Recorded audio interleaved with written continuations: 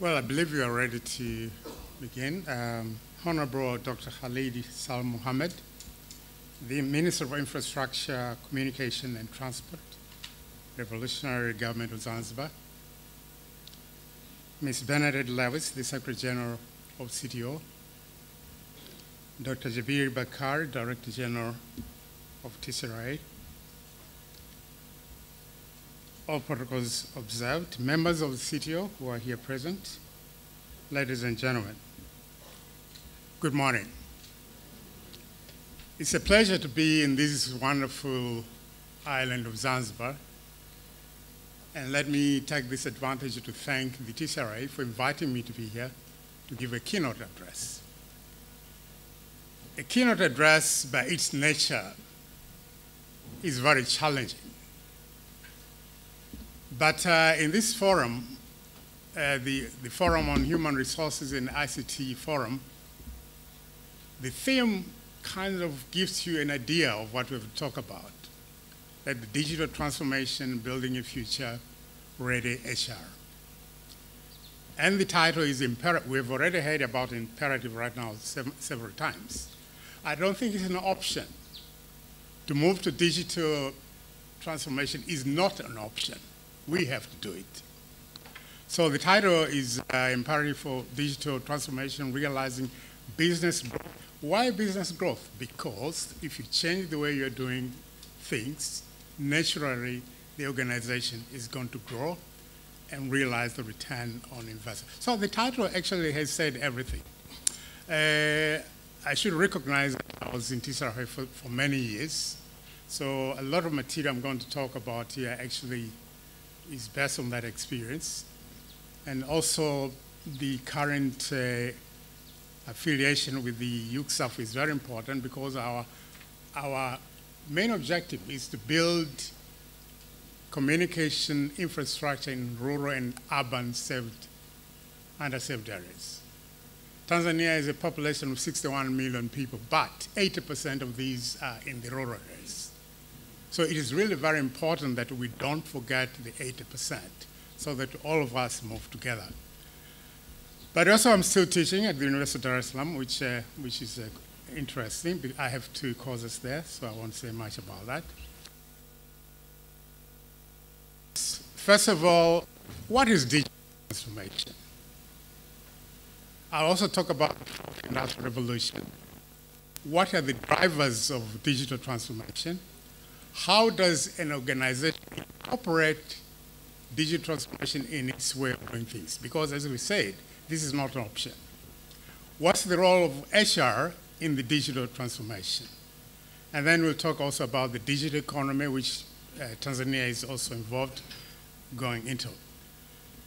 The second part to be in the enabling environment. We cannot do these things without having the necessary policies, the laws, and regulations. So we'll talk about that. And then I'll give a few examples of things we have seen in Tanzania in terms of infrastructure, which is leading us to digital transformation, services and applications, and then conclude.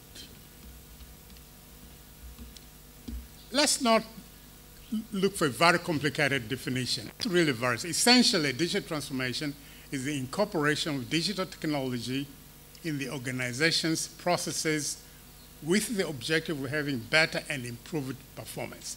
Of course, there can be many other definitions, but I think it's really, it distills the main thing. We have to incorporate digital technology.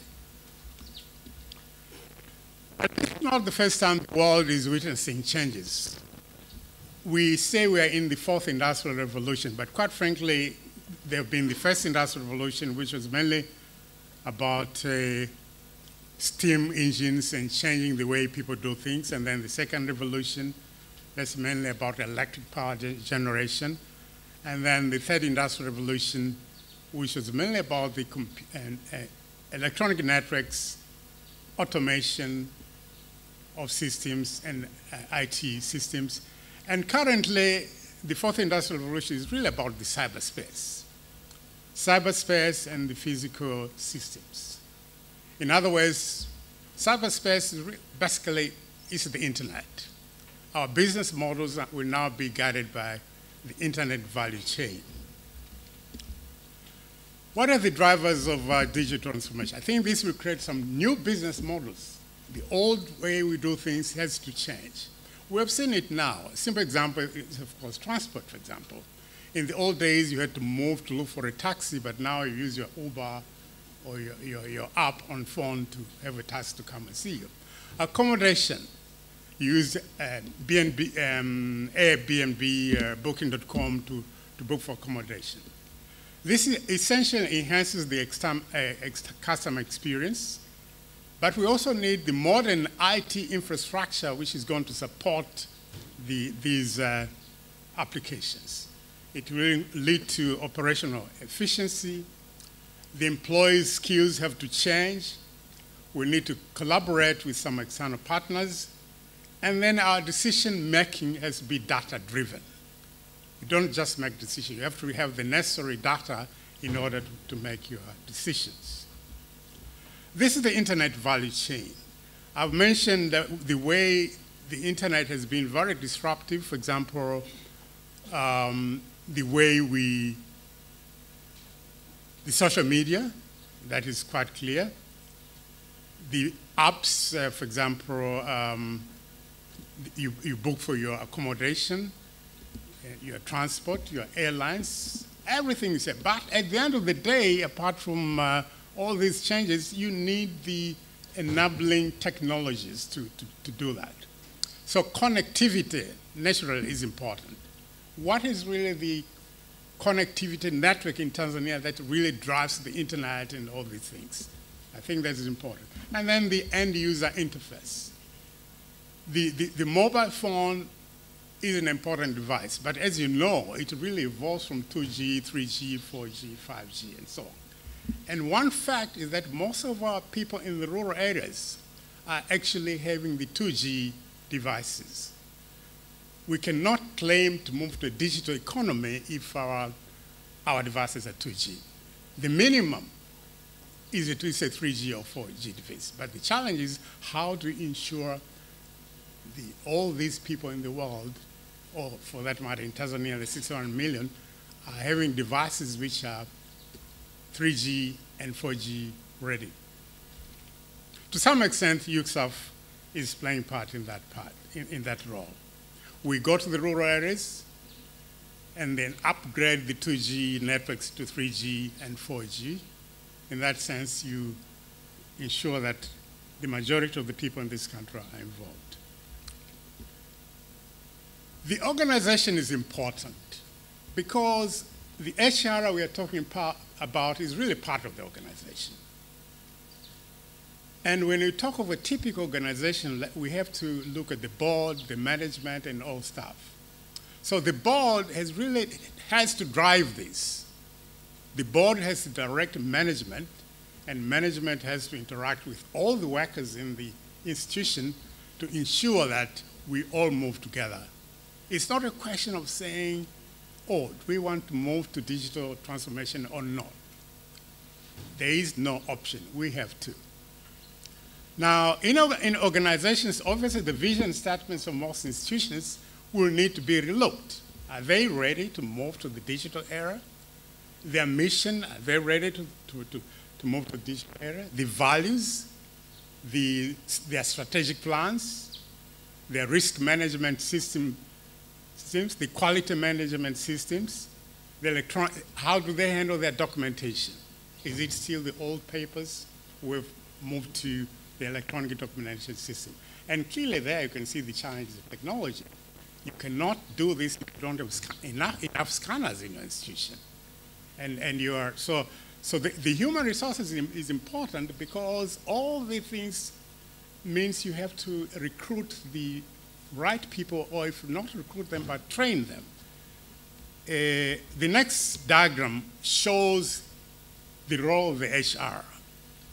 The HR has always been important, but the point is, as we move to the digital transformation, they have to kind of look at things from that point of view. So the traditional roles of the HR, like recruitment, orientation, training, development, compensation and benefits, performance appraisal, employee motivation, career development, conducting job analysis. This will still be there, but the point is you have to look at them from the digitized point of view and how they add value to the organization. As we have digital transformation, clearly this is going to lead to a digital economy, which obviously will lead to business growth and obviously to return on investment. What is the digital economy? Again, let's not make this very complicated. Actually, the digital economy refers to an economy that incorporates all economic activity reliant on and significantly enhanced by the use of digital inputs, including digital technologies, digital infrastructure, digital services, and data. It refers to all producers and consumers, including government, that are using, and the private sector, that are utilizing these digital inputs in the economic activities. The 5 pillars of the digital economy: you must have an enabling environment. In other words, what do your policies say? What do your laws say? What do your regulations say? And if they don't have digital, if they're not digital ready, we need to revisit them. I believe all sectors will need to revisit their necessary. And then we have the basic infrastructure, the roads, the water, the telecoms, but these again have to be, the modern road needs to be having sensors. If a vehicle is moving on a bridge, you need sensors to see whether this road can sustain that or not. And then the digital infrastructure, digital technologies, and then the human capital development, where of course HRI is very important. Policies are also important. In Tanzania right now, we have the National ICT Policy of 2016, but clearly this is, needs to be revisited so that we can have a policy which is actually digital ready. The TCRA was enacted by an Act of Parliament of 2003. Obviously, if that law was not there, TCRA would not be there. The Universal Communications Service Access Fund was 2006, and then there's the and Postal Communications Act of 2010, which also is responsible for all the electronic communications in this country. Regulations are important. For TCRA, these are some of the regulations. They work on the quality of service of the networks, the digital broadcasting, the cybersecurity issues, competition, and so on. So this is really the working tool of the regulator. I talked about infrastructure. We can't talk of digital infrastructure without looking at the infrastructure. Tanzania has got the national ICT broadband backbone, which is an optical fiber network.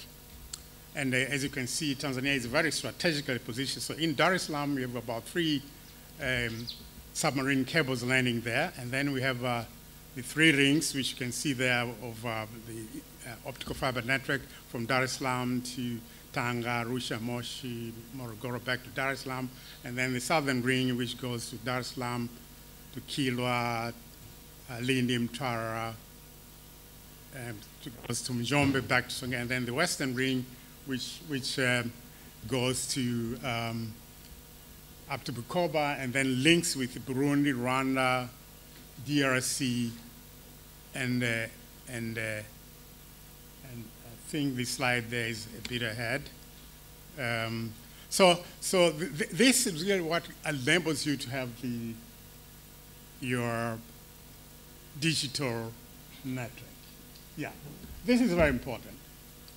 Tanzania is very strategically positioned. So for example, we have 8 neighboring countries. Are we really connected them through the digital optical fiber? Yes, we are. We're connected to Kenya through the submarine cable, but also through a terrestrial network through Namanga, and then we're connected to Uganda. And for Uganda, this is very important because Uganda is landlocked, so otherwise you just depend on satellite connectivity. But because of this, of the submarine cable from Dar es Salaam, Kampala is as connected to the rest of the world as Dar es Salaam. And then Rwanda as well, Burundi, I think there are plans to go into DRC, and then Zambia and Malawi. So this is really what drives our internet. The submarine cables landing Dar es Salaam are also very important because they link us to the rest of the other global networks.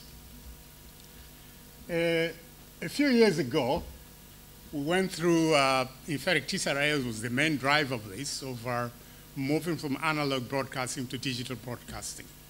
And I think that exercise went very well. And basically, our broadcasting now, we get digital broadcast either through satellite connectivity or through terrestrial, and then also through cable. And then the postal system. The postal system was kind of forgotten, but believe me, in the next few years, this is going to be very important for e-commerce. The e-commerce needs people to have proper addresses. So the TCRA, again, was a very good driver in terms of making sure all people have digital addresses, which is based on the postcode system. I won't go into the details, but basically it's 5 digits. So for example, in Dar es Salaam, the first digit would be 1. In Zanzibar, it would be 7. But if we are somewhere in Dodoma, it would begin with 4, and so on. And then you have the 5 digits. And that really means everybody has an address.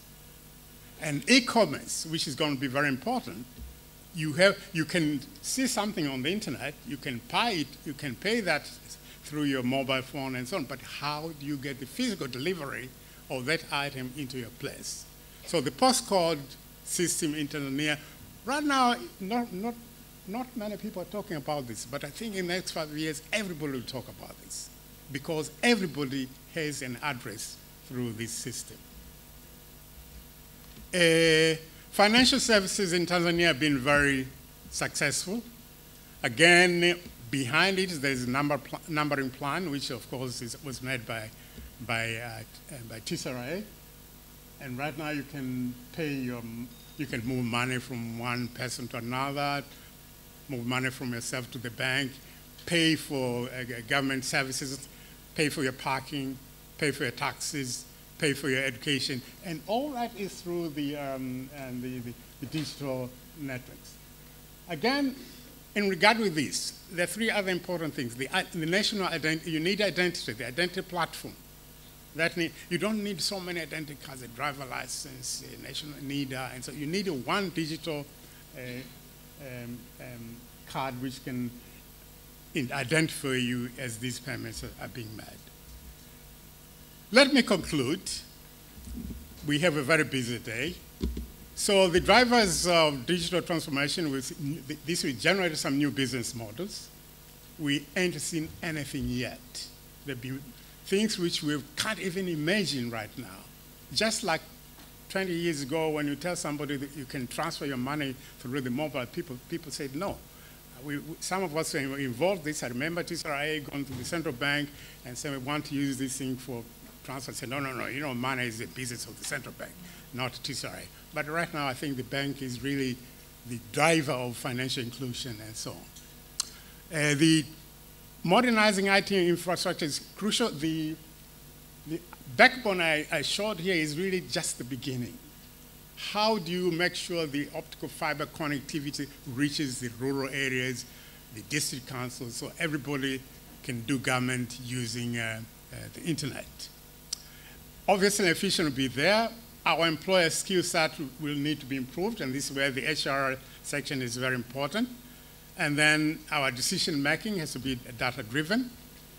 The roles of the HR, as I mentioned before, these will, for future ready, will just be needed to be looking at them from the digital point of view. So all the issues of recruitment, orientation, training, development, compensation, benefits, performance will be there, but now with a digital kind of spectacles. The digital economy, I've already said, you need the 5 digital pillars. The enabling environment, which basically is your laws, your policies, your regulations. So all the sectors need to revisit their policies to ensure that they are digital ready. Basic infrastructure, digital infrastructure, enabling technologies. And then last but not least, the human capital development. It's the same people, but they need to be retrained. They need to be retrained. And Finally, let me mention matches will drive a very rosy picture, but there are challenge issues like cybersecurity is going to be a major issue. The big data, the Internet of Things, where everything is connected. So the issue of IP addresses of in a home, the IP address of your fridge, your cooker, your television, everything like that. When you're not at your home, you can still operate there. And then the modern technology of 3D printing, 5G and the other generations which are coming, and then the blockchain technology, the artificial intelligence. Artificial intelligence, there's a lot of talk about that now, but again, I think in the next few years, we're going to see a lot of things which we cannot even think of now. But these things are going to improve the way we live, the way we work, and then the way we do things. Thank you very much.